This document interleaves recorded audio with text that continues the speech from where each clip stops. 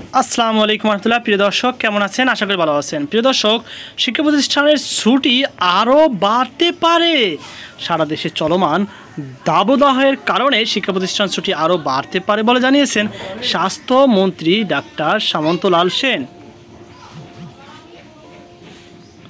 রোববার 21 এপ্রিল সচিবালয়ে এক সভা শেষে সাংবাদিকদের তিনি একথা জানান। স্বাস্থ্যমন্ত্রী বলেন, তাপপ্রবাহের পরিস্থিতি বুঝে শিক্ষা প্রতিষ্ঠান ছুটি আরও বাড়ানো হবে, কারণ আমরা বাচ্চাদের ঝুঁকির মধ্যে ফেলব না।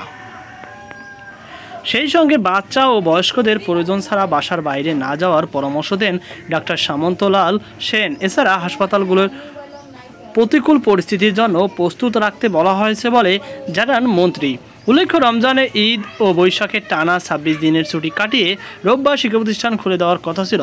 তবে দেশের বিভিন্ন অঞ্চলের উপর দিয়ে বয়ে যাওয়া তীব্র তাপপ্রবাহের কারণে ছুটি আরও বাড়ানোর দাবি জানায় অভিভাবক ঐক্য ফোরাম। সার্বিক দিক বিবেচনা করে শনিবার 20 এপ্রিল সরকার ছুটি বাড়ানোর ঘোষণা দেয়। মাধ্যমিক ও উচ্চশিক্ষা অধিদপ্তর মাউসির বিজ্ঞপ্তিতে বলা হয়, সারা দেশের উপর দিয়ে বয়ে যাওয়া তাপপ্রবাহ ও আবহাওয়া দপ্তরের সতর্কতা জারির পরিপ্রেক্ষিতে অধিদপ্তরের আওতাধীন সব সরকারি ও বেসরকারি শিক্ষা প্রতিষ্ঠান পূর্ব নির্ধারিত ছুটি শেষে 21 এপ্রিল খোলার পরিবর্তে আগামী 28 এপ্রিল যথারীতি খুলবে। প্রাথমিক ও গণশিক্ষা মন্ত্রণালয় আলাদা বিজ্ঞপ্তিতে একই ঘোষণা দিয়ে থাকেন। তো প্রিয় দর্শক, এছাড়াও জাতীয় বিশ্ববিদ্যালয় অধিভুক্ত কলেজগুলো ক্লাস বন্ধ রাখার সিদ্ধান্ত নেওয়া হয়। জাতীয় বিশ্ববিদ্যালয় জনসংযোগ দপ্তর পরিচালক আতাউর রহমান এই তথ্য জানান।